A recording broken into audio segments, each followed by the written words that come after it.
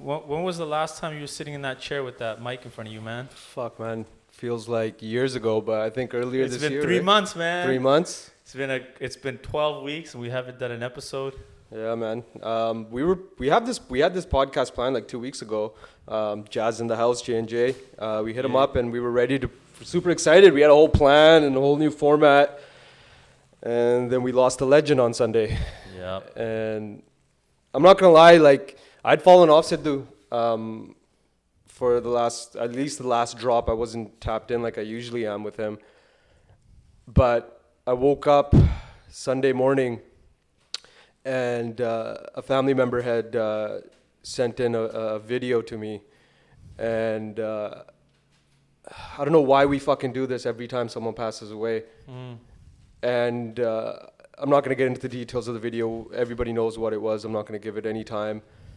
But it was sad to see that people were just holding up their phones instead of helping. Yep.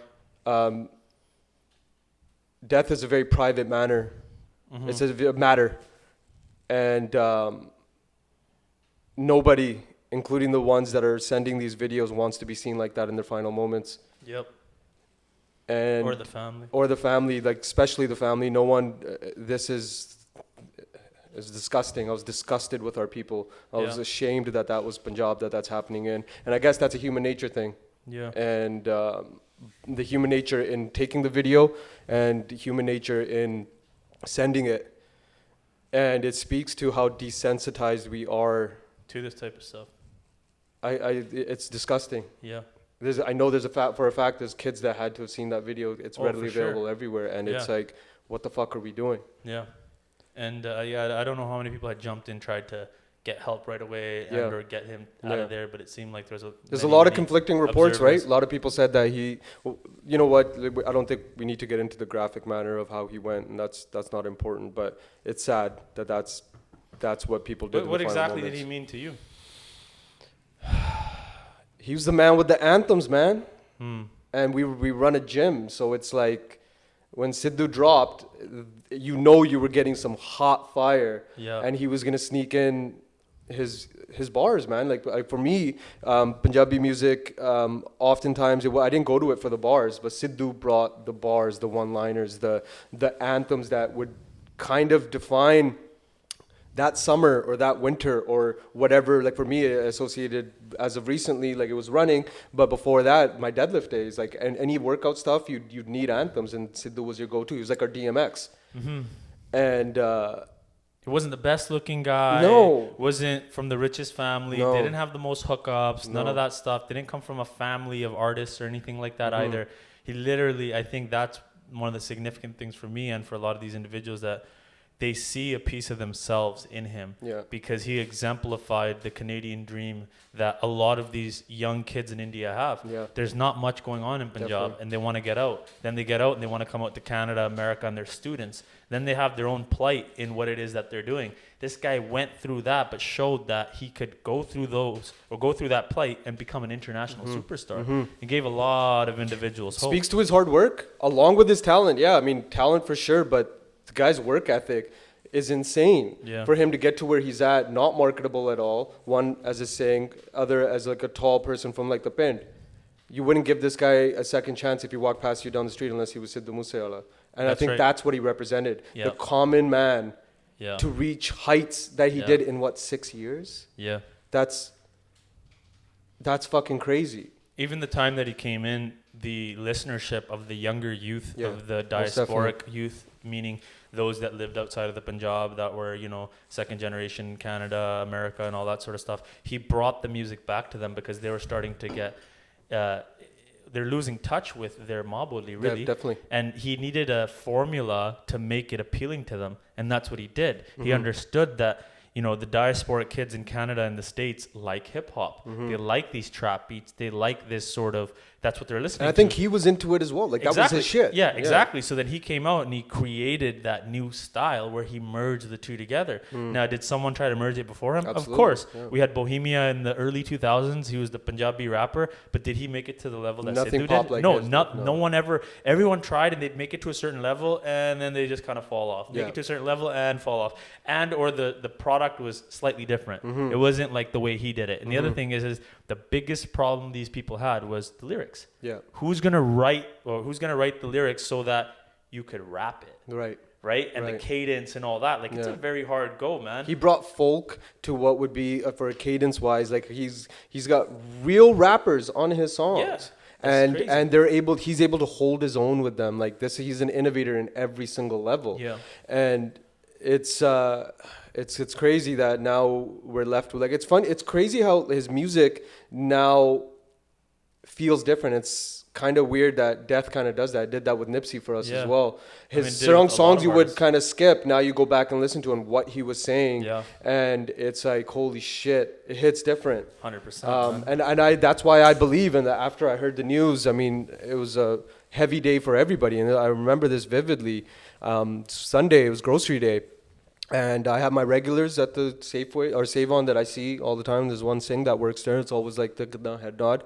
I never really spoke, but you see someone regularly enough, it's like the gym head nod.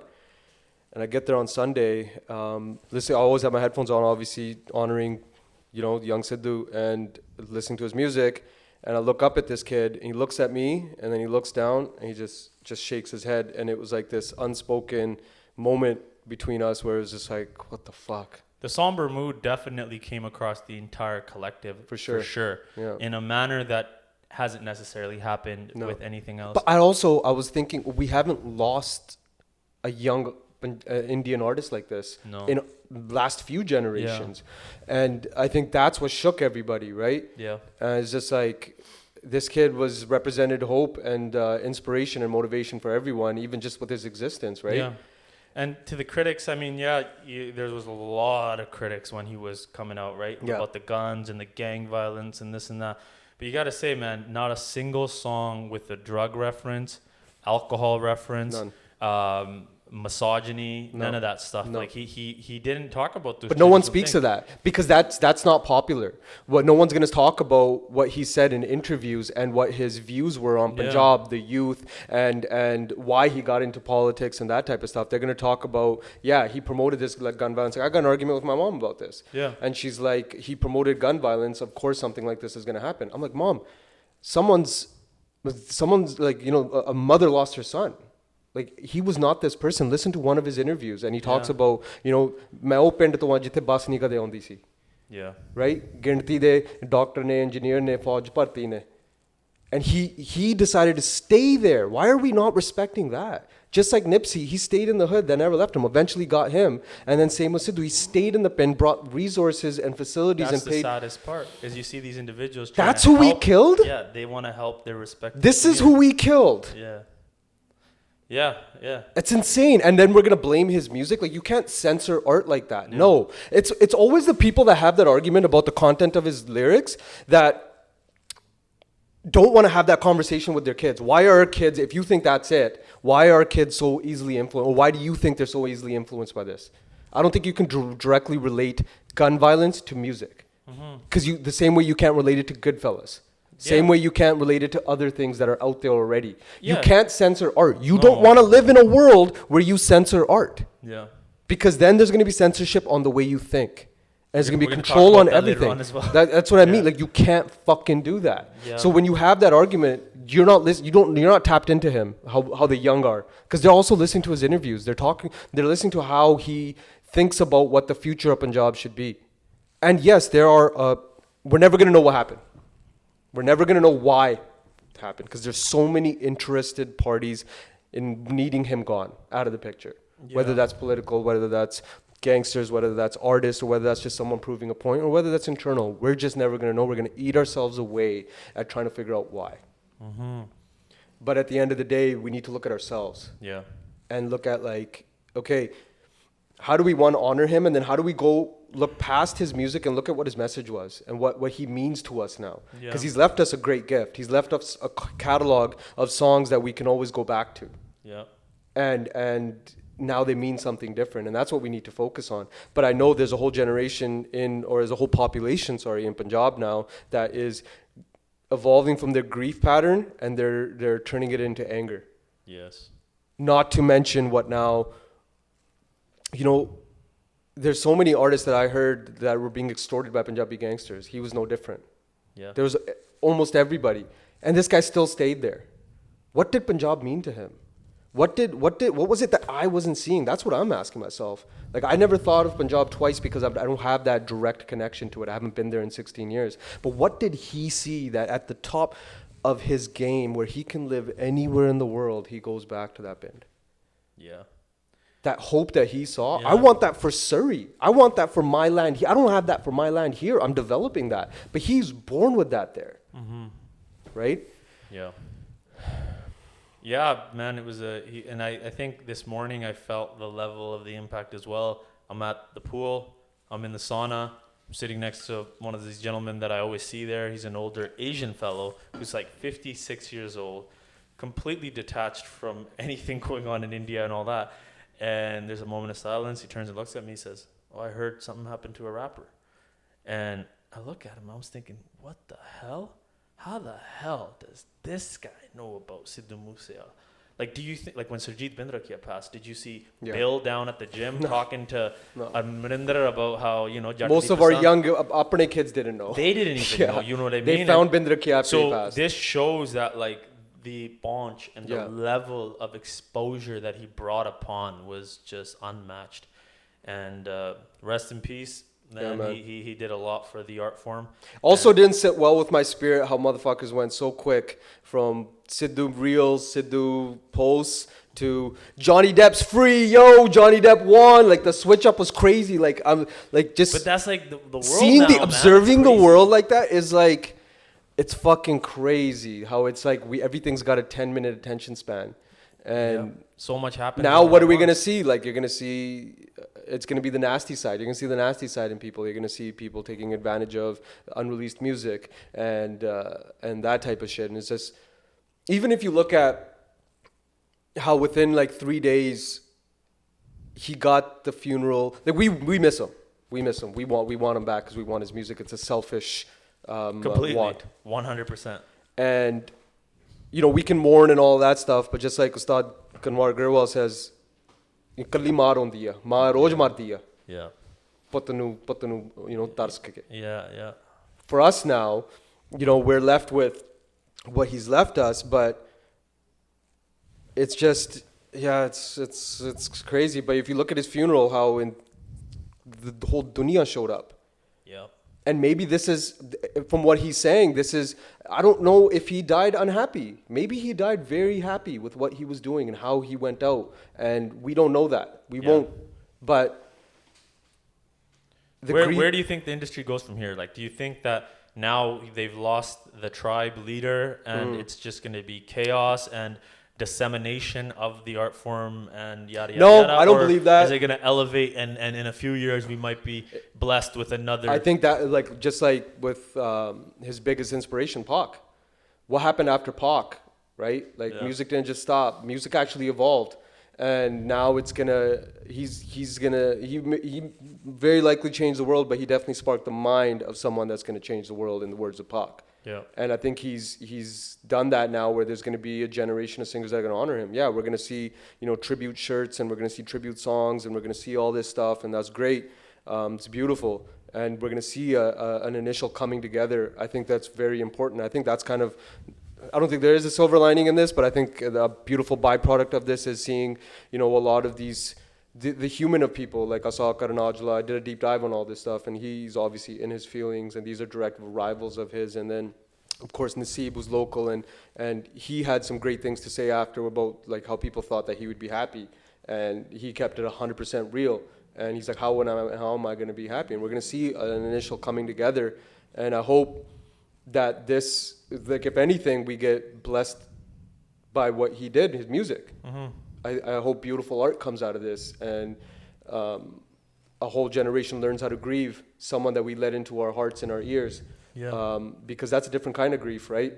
And it's not like, you know, he was a friend of ours and no, this guy left us a catalog of music. So every time you go back, and I know when I go back and listen to Tibbe on the Put, you know, Musse Pendo Tufan Aaya, like I'm going to hear that. And yeah, it's gonna do something to me, right? Yeah. Like it's like 100%. You know what I mean? Like this is like, it's like a little brother. He's 28 years old, and for the people that have a problem with what he was talking about, what do you think a fucking 23-year-old when he started this game and like really started releasing? So what do you think he's gonna fucking sing about? That's the other thing. We're never gonna get to see the evolution of his music. Yeah. The other thing is his parents, for the longest time, for years and years, the biggest problem we have is one generation can never convey message to another generation. Right. There's always a disconnect, right? Yeah. He reduced the disconnect. He was able to convey messages and people were able to get it. Well, why did he do that? He chose a topic that these kids were naturally into. Yeah. If they didn't listen to him, they were probably going to watch Goodfellas or Casino on TV. What else is on Netflix? Top Boy, The Wire. These are all shows that we watch. It's because it's a form of entertainment. It's not like we watch that and go out and say, like, we didn't play Grand Theft Auto at 13, go out and try to steal a car. We know that that's a game. Stupid. These it's a lazy games, excuse. Yeah, the games and the art is there for you to exercise your imagination and kind of romanticize some of those things and understand that you're not going to live that life because it's not glamorous. Yeah. But you talk about it in an art form, and that's essentially what he did. Yeah, 100%. And he snuck in the real messages 100%. of how to grind and how to make it and how to stick true to your art and not change just the way you look.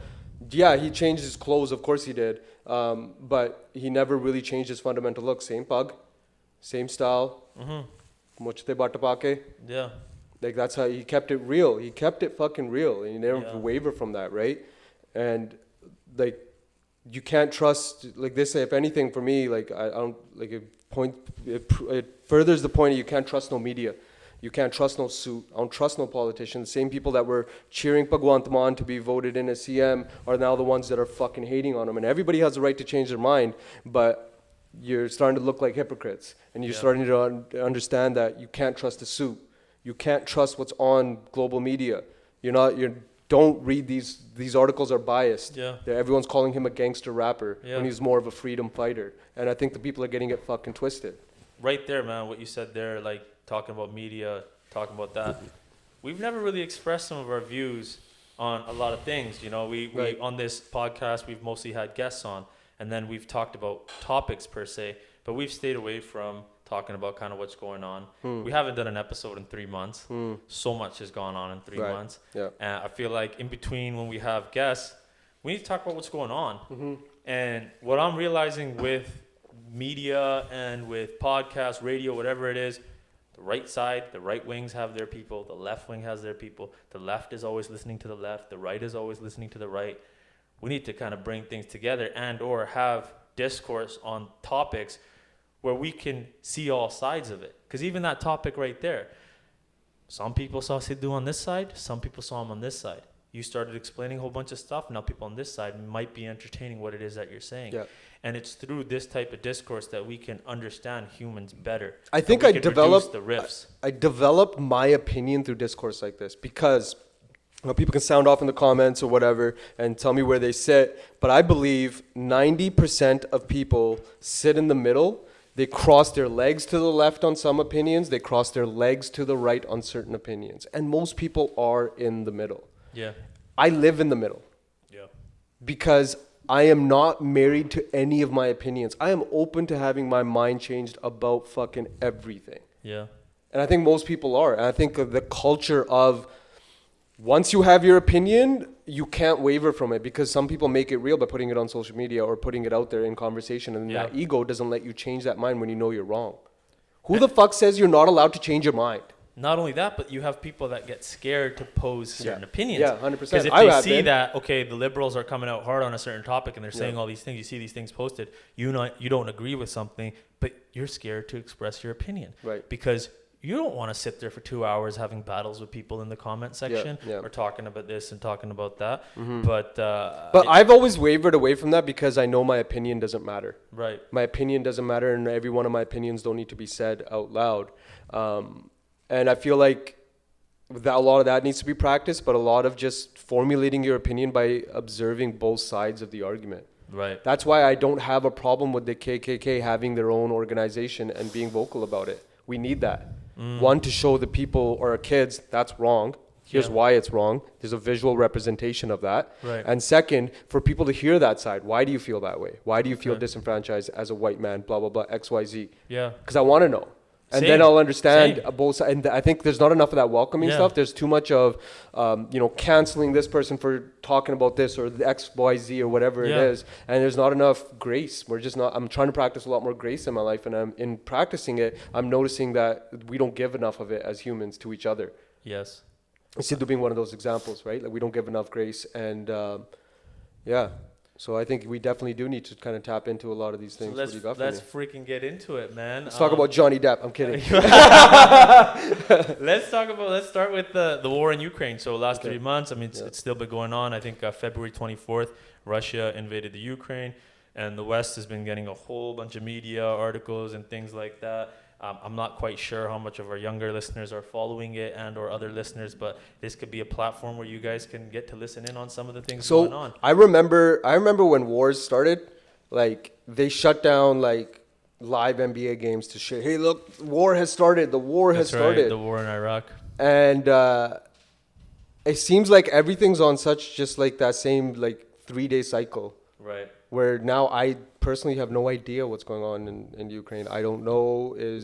Last rumor I heard is Putin's he's got cancer or some shit. Right. And I get these like little tidbits, but I don't know if it's a part of me that doesn't care or if it's a part of me that there's just so much fucking going on. I agree. Personally in the world that if you start tapping in, then it's like I have to give up so much of my energy to this because maybe I got to learn to not just be all in and all out. You do a really good at balancing that and you could just turn it on, turn it off. Right.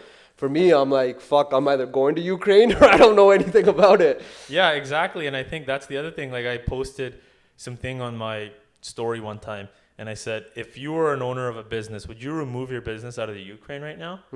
Bunch of people said, yeah. They're like, fuck that, we take it out, right? And I'm sure that is because we are filled with Western media, right? And that's we hate Russia.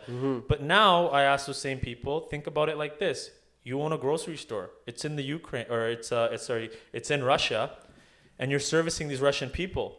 If you close, there's not another grocery store for another 10 kilometers. Crazy. What do those people have to do with Putin's decision to go ahead and invade Ukraine? Are you going to starve these Russians now because of these sanctions? And is that okay? Like they're going at the German firms that have these grocery stores there. They say, shut your shit down. The North Americans and NATO is trying to tell them that. Like Starbucks just removed a bunch of stuff. How do we feel about that? Is that the right thing? I think you touch on something really important and you're adding humanity to this thing. And removing invisible borders. When do we care about our fellow man and stop worrying about these invisible borders of these, old white men fighting over shit that, fuck, how are you, like we have nothing to do with this. And I understand the whole can't fault, I don't want to fault. There's a lot of stuff going on. But now what's happening is you go to the gas pump and you're like, why the hell is gas $2 something? Yeah. If you're not following some of these things, you don't understand the trickle down effect of what's going on. Yeah. Right. So the huge gas issues going on, it's all coming from there. But I think a lot of people believe and they find comfort in ignorance is bliss. That's true. And I feel like because in this whole mental health culture and I'm all for protect your mental health, but then you're right. I think so. The leader of the Ukraine, Zelensky, fantastic president or prime minister. Is it president, prime minister? I think it's president. And the reason I say that is because this guy is still in the Ukraine. Yeah. This guy is still in the capital. This guy's in a bunker. This guy has a room. He's having meetings. And even in the beginning of the war, he had them drive him out to the front lines where the war was taking place. So he could go and shake hands with people. The Americans in NATO said, they sent him a message and they're like, yeah, we're going to get you airlifted out of here. We can evacuate you out of here. What did he say? He says, I need ammunition, not a ride. That's it. Right? Just the culture of the Ukrainians and some of the stuff I'm looking at, it's like a David versus Goliath. Yeah. And they're not giving up. Right. So that's absolutely Now, crazy. Let me ask you this. A lot of this information, because I'm not tapped in. I know a lot of this stuff that we were hearing was fantasy. A lot of this stuff was just made up by Western media it's a business. They're trying to sell ratings. Yeah. It's a great sitcom to them. Yeah. And it's sexy right now. So they made up these myths and all of that stuff. And I think actually a big part of why I stopped tapping in because I didn't know what was real, what wasn't. Because I was hearing one thing on the ground from there's this podcast called Breaking Points, and these two CNN anchors that were in CNN left, created their own private news channel, and they're just on YouTube, Apple Podcasts, called Breaking Points with Sagar and Jetty, and I forget the girl's name, and they were debunking a lot of these myths. And they're saying this isn't true, or they use this footage for this for CGI for this, and so Zelensky's probably the man. Yeah. But I don't trust no fucking tube to tell me that. Yeah. And I'm not there. That's why that's a great concern. That was my biggest thing first, is like, where do I go to get my information? Right. Because I'm thinking like, okay, I don't know how much stuff on Instagram I can believe. I don't know if I want to watch CNN. Right. I don't know if I want to watch Fox News. No. Now, those two channels have their own political ideology and so forth. Right. So what I do is I just go to old publications. Right. So I read The Economist, right, and then I read Time Magazine. So I try to do it old school, and I just try to read in like some of these magazines about what's going on. Because they try to, like we're doing, put themselves in the center and then just kind of view what's going on. But yeah, you're completely right about that, man, because it's just so confusing. Originally going in, everybody's like, Russia's going to destroy these guys. We think that they have this crazy army because everybody's so scared of Putin and so forth. But did you know up until now, about 4 weeks ago, 15,000 troops of the Russians are killed. In 2 months, they lost more people than they did in 10 years of war with Afghanistan. Crazy. Soviet Union versus Afghanistan, they lost more now in that 2 month period than they did in those 10 freaking years. Damn. But did we know that? No, we had no idea. I always thought Russians were like, you think of Ivan Drago. And you're like, these guys are going to come in and just fucking... Yeah, they're I'm unstoppable. They're Robocops out there. Exactly, man. Yeah. And then we look at this, we're like, wait a minute. They're actually holding on. What the hell's going on? They're like Boston Celtics in Game 1 right now. There you go, man. But yeah, man, Russia has occupied about a quarter of the Ukraine. Shit's going crazy, but it looks like Ukraine might just come out or not get defeated as quick as we thought they were going to. What are your thoughts here? What's the over-under on this, man? First of all, I think that was your best Tucker Carlson impression I've ever seen. You look like you belong on the tube. So I don't know if I could trust you anymore, looking like a suit up in this. Yeah, I think that's great. I mean, I love it when the underdog gets the win, but I feel like, there's a lot of people that just aren't tapped into what's really happening with it, especially when there's the N-word involved, and I'm not talking about the one you're thinking about. I'm talking about world destruction shit, and how if Putin does have cancer and this motherfucker doesn't care, then I gotta start caring about what's happening in Ukraine. That's what the critics also say, is like, once we find out that their army really isn't that strong, you should actually be more scared. Yeah. Because now they know that too. Yeah. And then they're gonna want to get some nuclear warheads headed your way as well. Yeah. In other news, Elon. The man. Elon Musk. So you were just talking earlier there. Free speech, right? Yeah. So Elon buys Twitter. Yeah. And the goal behind it is to kind of fix up this whole free speech thing, because he doesn't think that it exists anymore. Now, Twitter originally came out as being that medium for free speech. But everybody knows censorship. Then Trump came by and they're like, okay, well, this isn't going to work. So then they started censoring things. Elon's buying it. What do you think? I think it's absolutely fantastic that we're seeing a billionaire do what visually looks like is the right thing for the people. I'm sure people got a million things to say about Elon as a character, as a person, or what he's actually doing, or what his intentions are. And I think that if he can clean it up, that's a step in the right direction. But also, like we've seen, that makes Elon a target. Because magically now there's abuse allegations against him, and I don't know how much of that's real or fantasy, so I don't want to comment on that. But I do feel like now it's going to make him a target. So as he's got a board to report to at the end of the day. Yeah, he's the richest man in the world, but he still has a board to report to. And that is going to influence a little bit of his decisions. Let's not be naive in thinking that if the board said no, don't buy Twitter, that's taking too much attention away from Tesla, and the board doesn't agree with it, and they could veto his vote on certain things, he would not buy Twitter. Right? So I think there is a vested interest for him to control the narrative. Okay, so let's put it this way. Jeff Bezos buys Washington Post.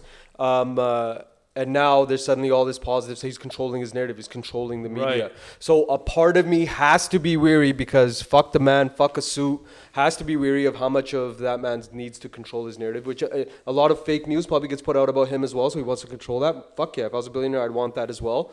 But do you think there's going to be an increase of misinformation now, or there's going to be a decrease of misinformation? Because like Elon is very innovative and he finds ways to fix things. Yeah. Do you think he'll fix it where free speech, you could kind of say what you want, but he still has some rules, because now you can't let people just go all out. No, but I think that's the whole point. I mean, personally, I'd want them to go all out. The one thing he did say is he's just going to follow the laws for the specific countries. Yeah. So like some countries, you're allowed to abuse each other online, and it's not a crime. Right. So he's just gonna abide by that, and he's gonna let it fly. Do you think that's okay? I think that is absolutely okay, because I think at the end of the day, we have to do more work on it. Say if we're gonna go off of the online bullying thing, we need to work on our kids on a human basis, and I think a strict understanding needs to be placed in kids' heads that the internet is not real.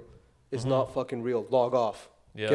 Get away from the screen if it's bothering you. And we need to put more, give more tools in their toolbox to show them internally that you can do these things. And I think going back to Elon, I hope it is open season. I hope it is that you can, I'm all for letting all of your opinions, no matter how radical they are or how conservative they are, to have them out there, because I want to know who you are. I need to know where to place you in my head. So let's say the Grand Wizard of the chapter of the KKK in Missouri decides to hop on Twitter and express his views that he has. Are you okay with that? Even if he's saying racial things? 100%, because I want to know how crazy people are.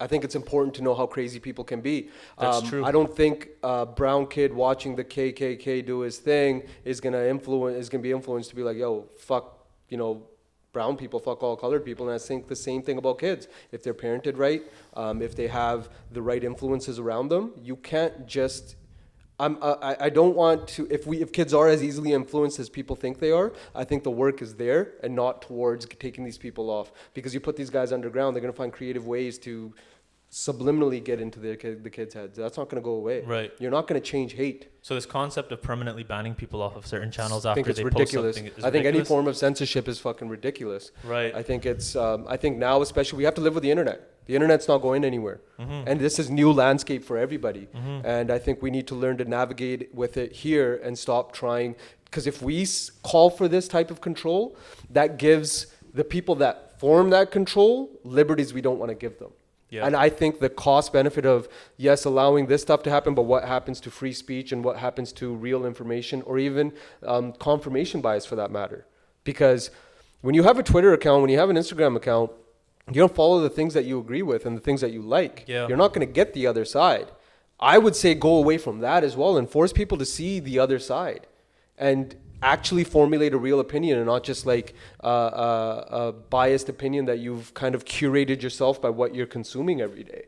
100% agree. I think Dr. Jordan Peterson is one of the brightest, intellectually driven people out there, and I've looked up to him, read a lot of his publications. But if we go on the internet now and look at the way that people have their views on him, and I know he's done and said some things that could be seen as very negative, but they use just those small pieces to evaluate the whole pie.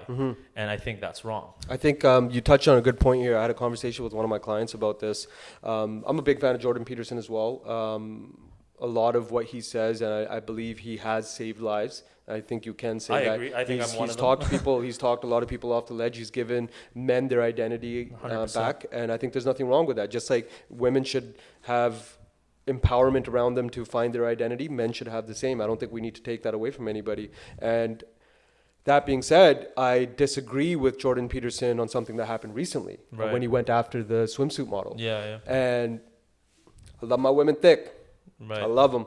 That girl is beautiful. And I think it was distasteful what he said, and I think he got caught up in a moment. I'm not going to speak for what happened or what his thinking was, but I do disagree with what he said. I think beauty is subjective. And if he is going after that argument of, not promoting being overweight and how unhealthy that is and how much... Then it becomes health or beauty. He didn't mention all that. Exactly. Exactly. And you can't do that. And I do disagree with him. And there's a sign where I love this man. I still continue to consume his material. I'm not going to let one thing that he did and said influence how I see him as a person, because he has helped me, helps me every day. I agree. And I think some humans can make mistakes. Yeah. That's the whole point of being human, right? Yeah. But we can't... I think that's the thing that we need to promote more of, that welcome people changing their mind, welcome evolution, welcome growth. Yeah. When you see someone and you have this conversation with them and you have a differing opinion and you see them start to shift, warmly welcome them through that shift. Yeah. Even one of his rules in his book is when you're speaking to someone, always act like they know something that you don't. Straight up. And that's what's going to open it up for you to open your mind Exactly. and see the other side of the story and so forth, right? I think a lot of that hate that he gets, to wrap this point up, is people that have a curated opinion about him. And anyone that I have talked to that has an issue with him hasn't consumed his material to that depth to have that. And that comes back to formulating a true, real opinion by getting both sides. So consume that man's material. Back to the KKK being on the Twitter page. I wouldn't follow that man, but I would low-key search him up to see, okay, what kind of wild shit is this boy saying today? Because it's fucking hilarious to me. It's like entertainment to me. I like that. You know, here's the thing. I did a deep dive on the KKK about a couple of years ago because of just extreme curiosity. I'm sitting there thinking that all of us are sitting on this side. And we're like, you are freaking crazy. But there's so many of them. Yeah. So you got to think, why is it that they think it's right? Right. Go sit right here or watch what it is.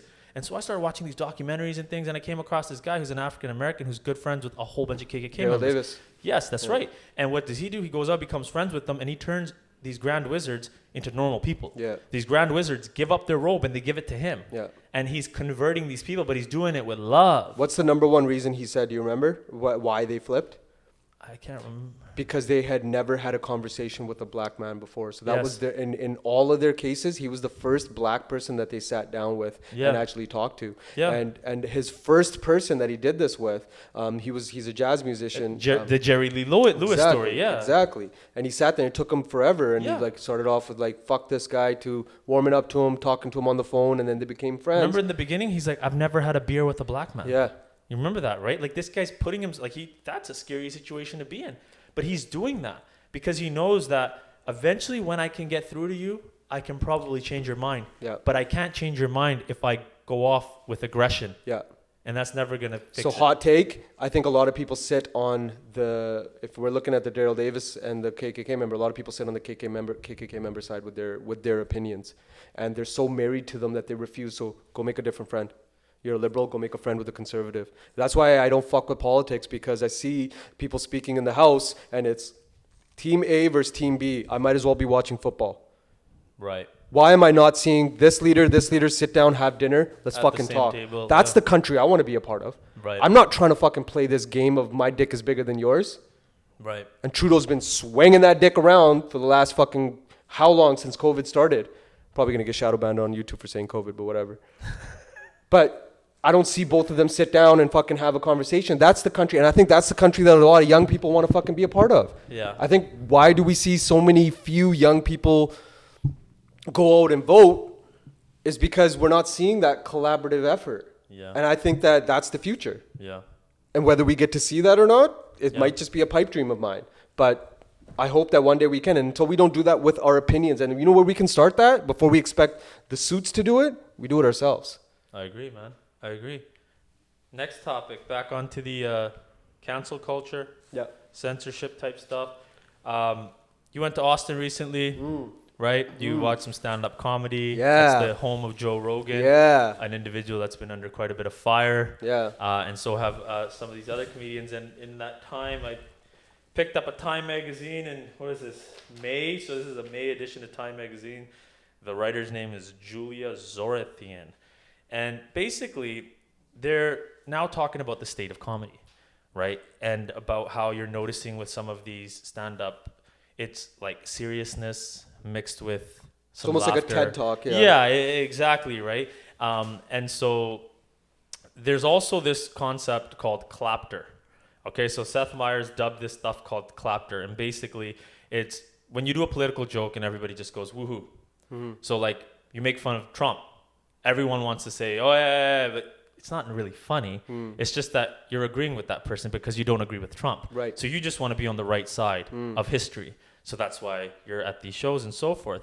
But now they're saying that this whole clapter thing has gone a little too far. Right. And kind of what's happening is some of these, so Dave Chappelle and some of these other comedians are allowing these faceless haters who criticize them on social media to consume their work, meaning that they're letting these people get to them, then they're creating a special geared around kind of getting at them right. and going back at them.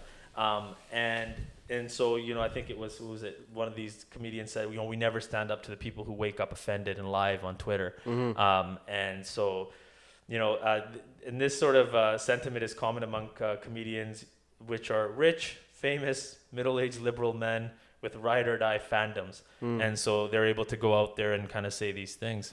I think, what do you think, man? With something like that, I got to see Rogan while I was, first of all, shout out to Austin, Texas, man. Fucking beautiful town. People were so warm and welcoming. What you think about Texas and the South, that is not Austin. I highly recommend, if you're going to be traveling, definitely check out Austin. I got to see Rogan live at the Vulcan. I got to see Tony Hinchcliffe, got to see David Lucas, and it was an incredible time. But going back to your piece, I think that goes almost back to, this is a think piece, obviously, so I don't think he's trying to promote censorship, but we can't control where musicians, comedians, actors, whoever it is, gets inspiration from. And we don't walk a day in their shoes. We aren't Dave Chappelle. Dave Chappelle, I still don't believe that Dave Chappelle's stand-up comedy was transphobic. It had trans stories in it. Right. But I think it gets misconstrued because it's sexy. It's an easy target. He's a rich black man that's at the top of his game. Right. Of course, people are going to come after him because it's an easy target. But I don't think we can and ever should control where people get their inspirations from and where they... how they use that and how they turn that into their art form. Same thing about Sidhu talking about, what he talked about, his music. He gets his inspiration from what he gets his inspiration from, and that's the beauty of art. No one can control it. No one should control it. It needs to be out there in its truest form. And me and you can start art right now and make a song. It's going to suck, but it's going to mean something to us. And that's the same way for this. It's like, yeah, maybe these people are allowing a small group, which is true. It's a small group influence their art, but we are getting some great art out of it. And I believe he's talking about. You like the art? You think it's good after art? Listening to Rogan in Austin and his new special and what he talks about, and how they tried to cancel him into something fucking hilarious. Yeah. I think it does produce some pretty funny art, and art imitates life, so it speaks of the times. So when people go back and listen to Dave Chappelle 20 years from now and they hear about this time, they're going to have to come back and reflect on what was the time like. And they may, think, oh, that was just a small blip of what was happening and we have evolved since then. Or they're going to look at it like, yo, how we do sometimes, like, yo, shit's still the same. Shit ain't changed. It's still the same. And I think it is, like, we have to start looking at art and music and whatever it is as that timestamp of the times. Yeah. Right? I think it's very creative. I mean, like the writer talked about how, like the George Floyd thing that Dave Chappelle had put in his stuff. Like, these are some intense topics that they're talking about. But for you to be able to bring that into a stand-up, like that takes a lot of innovation and ability. Yeah. And some critics are gonna say, leave comedy at comedy and leave the serious shit at serious shit. If I leave my work at 5 o'clock, I'm coming to a comedy show. I don't want to talk about heavy shit. There's probably a comedian. What do you think about that? I think there's probably a comedian for you. Stop. Like, first of all, a critic. Like, what? Fuck that. Like, they're not. You are not qualified unless you're my peer. You are not qualified. Nor does your opinion matter. Right. But find another fucking comedian. There's thousands of them. There is probably someone that'll speak to you, and we need to stop worrying about what our neighbor's doing and how they're talking and what they're saying, and more just pursue what you want to, what you're into. I think this political correctness stuff sometimes gets out of hand. You know, and like it's all fun and games, but like if sometimes if these people want to create this art form, people want to have some laughs at it. Life's already so freaking serious as is. Yeah, I think people need to lighten up sometimes. Yeah, I understand it's like with the two of us. We use some dark humor sometimes, right? And you use some dark humor to deal with some of your shit that you dealt with growing 100%. Up. And when we bring that bad dark shit and we laugh about it. That's my healing process. Exactly. Yeah. That's how we like let go of this stuff, and we don't allow that to have so much power over us. Most definitely. So I feel like when Dave Chappelle did the piece about his friend Daphne and stuff, instead of criticizing him and being like, well, no, that's not how the trans community likes to be seen and so forth. Like, why can't we just give the guy a moment and just laugh? Or take it as a story. Exactly. Just like a story I would be telling you if I had something happen to me. Right. Like, how is that any different than the story I talked about, the kid I saw in Safeway shaking his head down? Right. Just because he talks about a trans person? Stop being so fucking triggered about everything. And understand that we live in the age of internet and social media, and everything is readily available. We react to things right away. Sidhu dies, we know within 20 minutes of it happening now. And we have to live with that. We have to evolve with that. We need to take a beat and just give grace. I think it all comes down to just give fucking grace. I think until we start to learn to do that, we're going to always be triggered. We're always going to be emotionally erratic. And I think we're always going to be offended. And that's going to promote and push cancel culture forward. But I believe that shit is changing. I have to believe that because I have to push into the universe that there is a tide changing. And at least in my direct vicinity, I'm allowing that. It also seems like a lot of the times you're trying to control the outside and change the outside, and you never look on the inside. Right. Right. Like, why don't you look on the inside? Right. Like, why do you feel that way when you see something like that? Yeah. Kind of bring it back in there, right? And try to put the control there. So you did a marathon. Fuck, that's hilarious. I was just going to talk about that. That's so funny. I heard you did a marathon too. Yeah, that's right. Was it the BMO? Yeah, the BMO. I was there. That's right. We finished our very first What was the experience for you? It was very, very intense, I would say. The very first marathon, I had pretty good training. I stayed, like after the Victoria Marathon, I never took much time off, or half marathon, I never took much time off, kept running. Went out way too fast in the beginning of the race and then like paid for it at the end for sure. But it's a very different experience because like just that sheer amount, the marathon is 42.2 kilometers. We did it all in one go. The plan was not to stop at any point. Yeah. We kind of hit the wall, crashed and burned a little bit. So then we had to jog and walk and so forth. But that was huge character building. 100%. Going through very adverse and tough task as such. You learn so much about yourself, man. Yeah. Because in that moment when you were running, like, do you ever for a second think like, oh, what am I gonna do on Tuesday, or like, what's this happen? No, you're in the present moment. You're like right there, and that is the most present you'll ever be. Right. And the weather was great. Right? Amazing. Yep. The start was a little off. Like we started 40 minutes late, so that messed things up a little bit. But shout out to the guy that put out a bomb threat. You fucking asshole. Oh man. That was 40-minute delay. I had nutrition lined up, you prick. Yeah, so everybody that ran that, kind of their nutrition got messed up. And then when did it get, so you're cruising, and when's the adversity start? So I'll run it from the top. So for me, it was, I fucking was so nervous for this race, like the night before, super nervous. Got up, got my nutrition in, got out to the spot where we were supposed to go, and we learned there's a fucking delay. Yeah. Right? And they tell us, oh, thunder, someone says it's a car accident. We find out it's a bomb threat. Whatever. Start the race, and the boy is feeling good.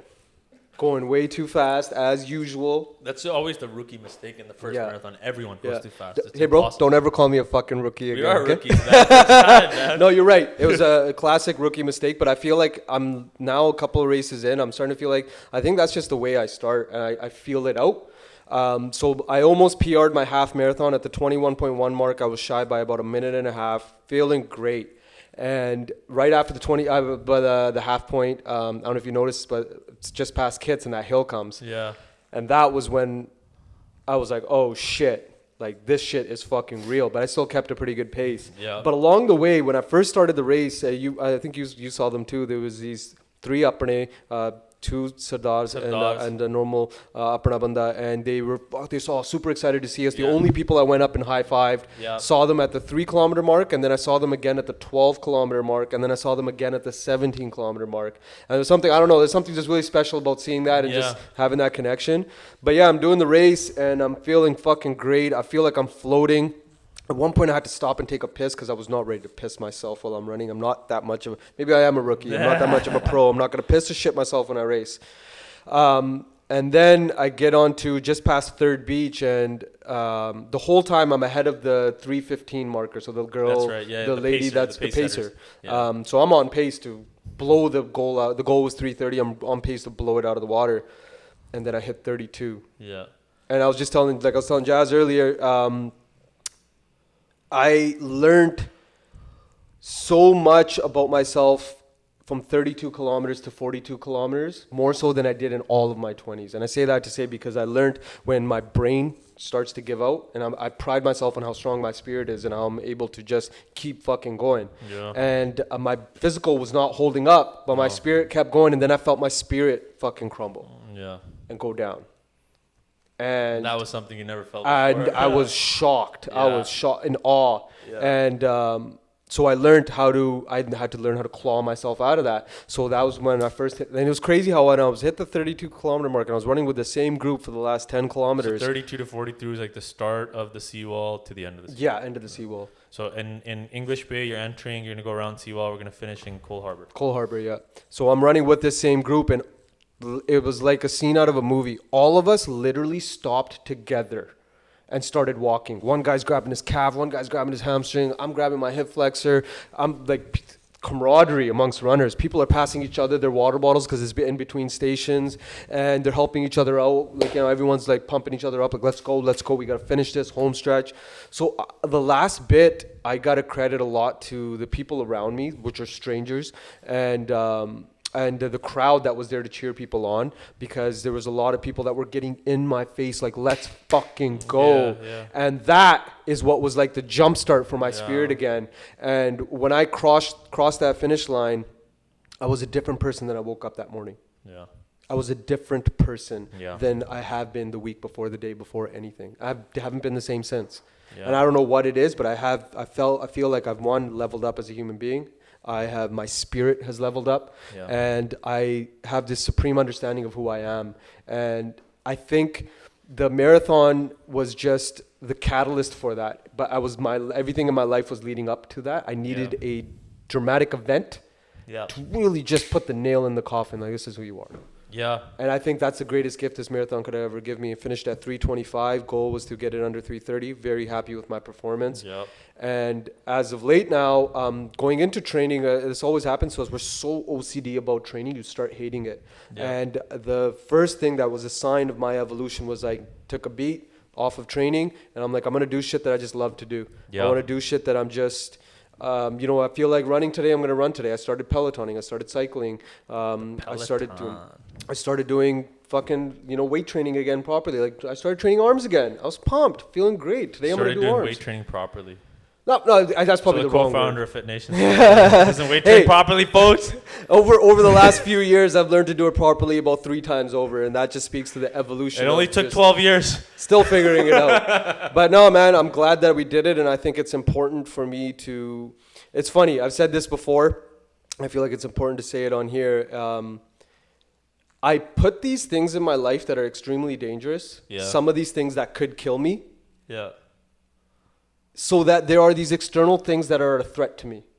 And it makes me rise to the occasion, for one. But the second thing, it makes me tune out the haters. It makes me tune out this unnecessary negativity around me, because there's real things in this world that can kill me that I need to focus on.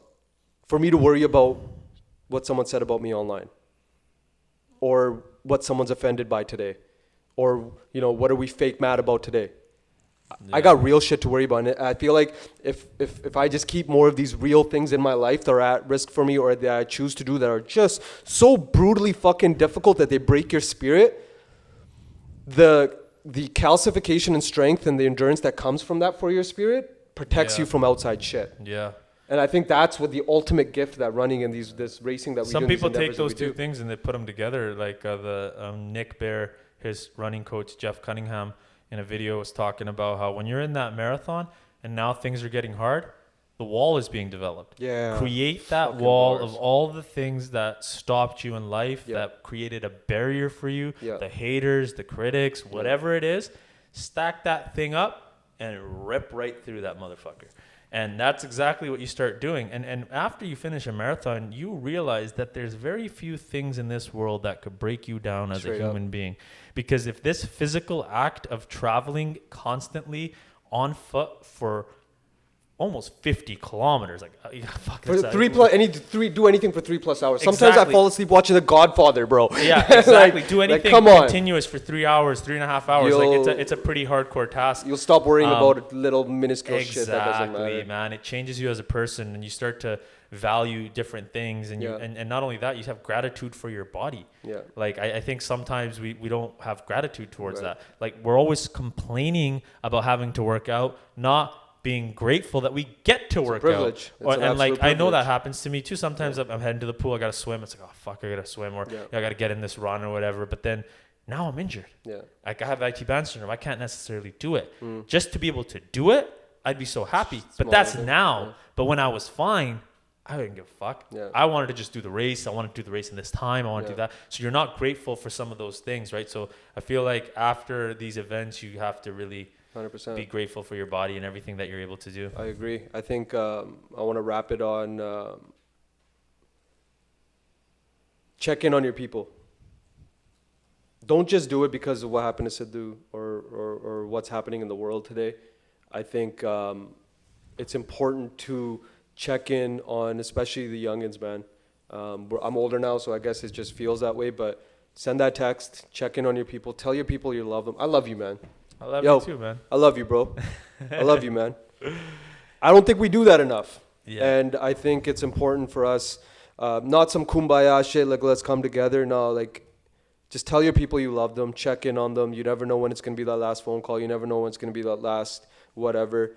And let's pay respect to the fallen. Let's pay respect to the ones that are still here. Let's show love. Let's move with grace. Let's give grace at every corner. Let's put the love over the hate, man. That's it, man. Shout out Abu. Abu, man. Love over hate. So with that, we're out. We're back. We'll have a guest coming on next time, baby. Peace.